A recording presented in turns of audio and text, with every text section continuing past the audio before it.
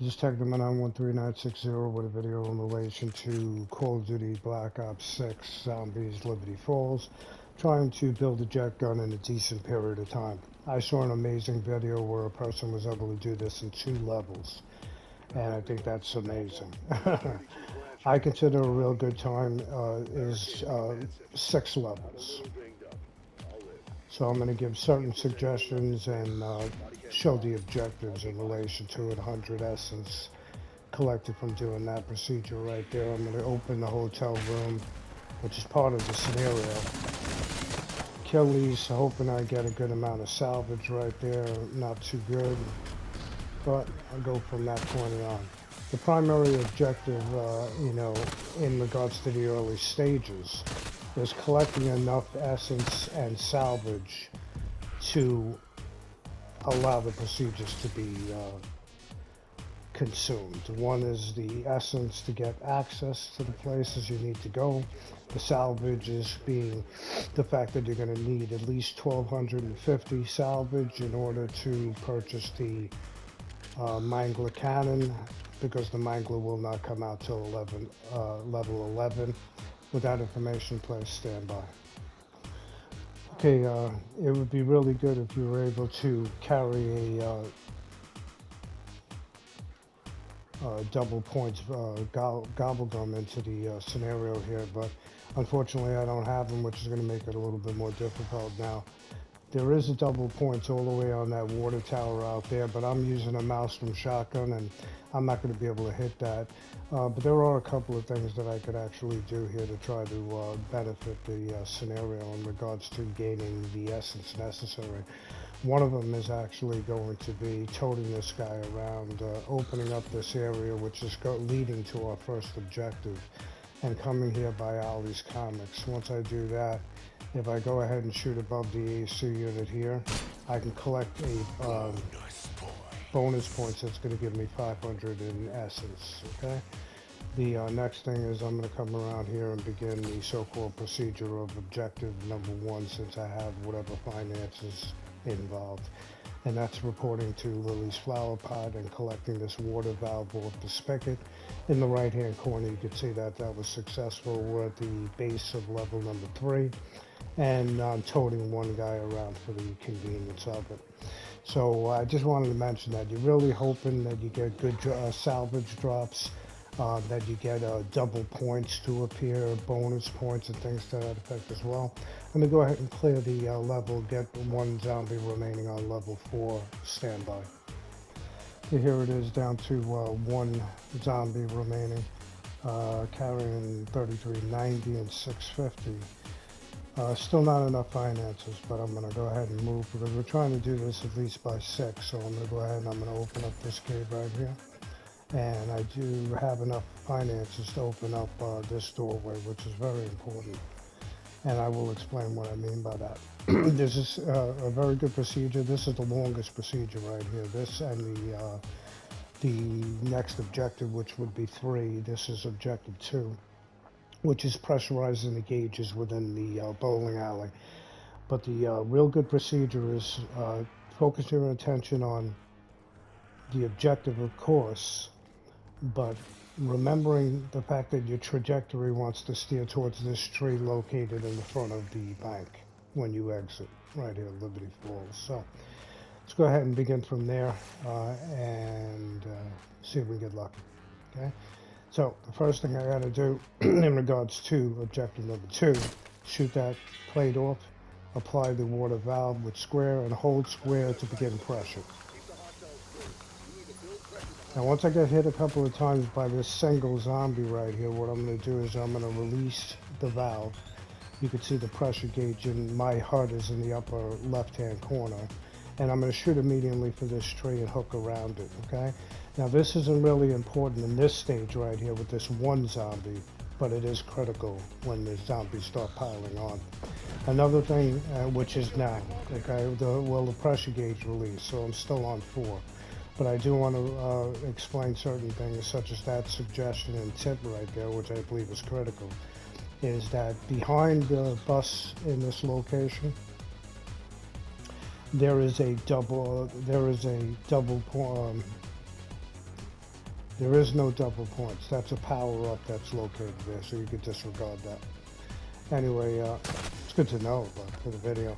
Let's go ahead and continue, right? So what we're going to do is begin the pressurization again because it did expire. And then once I do that and I swing around, I'm going to trip the level, or I should get more activity coming in here because I'm going to need more finances. That's the most trickiest thing. You need enough finances in order to be able to open up the passages for the completion. So what I'll do is I'm going to start killing the zombies in here. And tell you, if I can get really lucky and not kill the zombie I dragged in, it would prevent the level from tripping, but I did kill him. So now I'm forced to be at level 5. We're trying to do this in 6. Alright, so this is what I was talking about, okay? Pressure's still good, so I'm going to leave it alone. But what you want to do is you want to run out and head directly for the tree right here that is in the front of the bank. And when you do that, a lot of the zombies are going to come out the back's exit. And you'll see that. So once I get a clear path here, that zombie, I should take him out, but I'm going to go ahead and continue. Once I get hit, I'll move away. I didn't put an armor plate in, but I'm alright. Immediately put an armor plate in when I get the chance. And let's see if I can show you what I'm talking about here. Okay. Is that as I go out here and go for this tree line, a lot of the zombies are going to go back out the outside, making it easier for me to slip my way back in. Okay, so still hoping for at least 6 to complete the mission. Holding it until I get struck, immediately releasing. I need to kill these zombies in order to get the finances.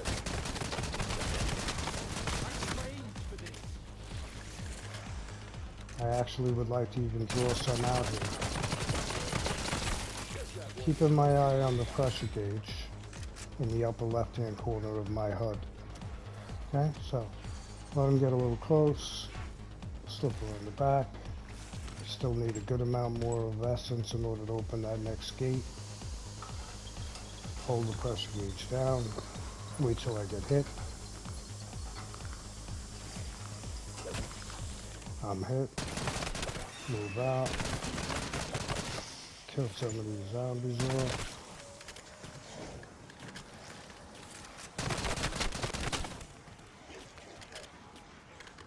And shoot for the tree. Yep, definitely this objective as well as the next one is the more time consuming.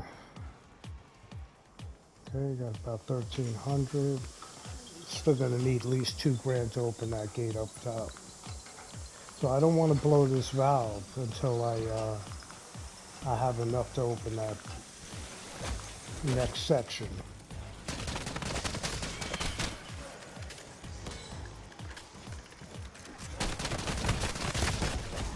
A lot of times running in circles is really good.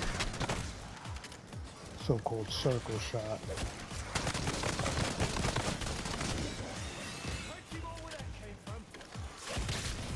Alright. Put it on the plate in. Right now I have enough to open the gate. Okay. So I want to blow that valve as soon as I can. As you can see, look how many go out the other side. That's incredible. That's an incredible tip right there, man. Alright, so try to blow the valve here. And we're going to collect the pressure gauge. That's right here. It's the water pressure gauge. Okay. Alright, so we're going to maneuver our way still on level number 5 here. And we're going to open up the next section to begin objective number 3. Objective number 3 is definitely time consuming, and that's trying to kill the Gravekeeper and collect the key. He will not come out in this active round of 5. I just want to mention that, okay? So we're going to kill these off and then continue. But the procedure that you want to do in order to try to make this a little bit easier as far as detecting the Gravekeeper, in which you could easily do so just by looking at his indicator, which is below the health bar. saying Gravekeeper, and possibly a visual image of the character, is you want to do a procedure that I'm going to show right now, which is going to be by hoarding up the zombies and getting them out of the graveyard, okay? Because the Gravekeeper will stay very close to the graveyard. He may actually come down into this corridor here. But if not, then what you want to do, oh, double points, that's good. I could have used that earlier. And that's the procedure you want to do. So let me kill off this round, trip it over to 6, and hopefully we can get the whole thing done in the 6th round. That information in place, stand by. Okay, here it is. We're at the trip of the level, 1 zombie remaining. When I kill a zombie, more than likely there could be a vermin round, in which it's going to be the spiders. And if in fact it is a vermin round, I have seen the Gravekeeper come out. Okay, so our primary objective here. Oh, this guy's doing a number on me. That caught me off guard there. Alright. Commonly, I think the Gravekeeper will spawn in this back area of the graveyard, but that's I can't confirm that. And we're hoping for the best here. We can get lucky and we can kill the Gravekeeper, collect the key, and dwindle it down to 1. We're going to be able to complete this in 6 rounds. So what happens is, my suggestion, and it is going to be the vermin, right? And I have seen the Gravekeeper come out, okay?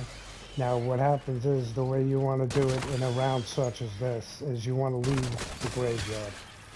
Alright, you want to kill him slowly, leave the graveyard, and hope for the best. Hope that he'll come out. He'll show himself. And I have had that happen before. Okay? So we're going to look around, we're going to see if we get lucky. If not, then it's going to be the end of my task, because I want to do it I want it in 6 rounds. Seems like, I believe that's a real good result, to be able to build it in 6, okay? So I'll take a couple of hits here, hoping that I could stretch this out, and there he goes. Alright, so I got him, and he's down. Now, in order to continue this, the key's on the ground, so I got him, and we should be able to do this in 6. We're going to have to tote around a vermin, which is a little bit more difficult. You definitely don't want to kill them all. You want to dwindle it down to 1. Okay? And we have done that. So let's go ahead and continue. Now, the next thing is, let's go collect the key. And it's going to be on the floor over here somewhere. There it is. And that completes out objective number 3. Objective number 4 is going to be by opening this gateway here and collecting the handbrake, okay? Which is going to be located in this shed right here, as we're toting around that vermin, which is a quick enemy. And we're going to collect the handbrake. That completes out objective 4. And we're also going to purchase the Maelstrom cannon, because we need that. I mean, the Mangler cannon. Like I said, in order to wait and get it from the Mangler himself, you would have to wait all the way till level 11. So now we're on the so-called 5th objective, which is going to be by destroying the door with the Maelstrom cannon at the radio house. And what we want to do is we want to travel over these piles of rubbish to reveal the final item. Okay? Trying to stay alive, of course, and not kill that vermin.